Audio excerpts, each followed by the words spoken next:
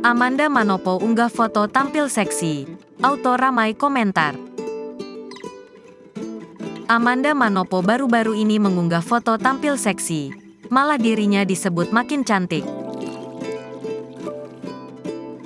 Amanda Manopo makin berani memposting foto dengan pose seksi.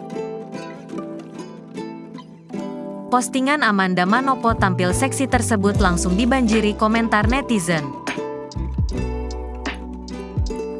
Melansir dari laman Instagram @fdfotografi90 pada Senin, tanggal 14 Agustus tahun 2023, memperlihatkan mantan Billy Syahputra tersebut memakai gaun berwarna hijau transparan. Foto Amanda itu sudah disukai lebih dari puluhan ribu kali.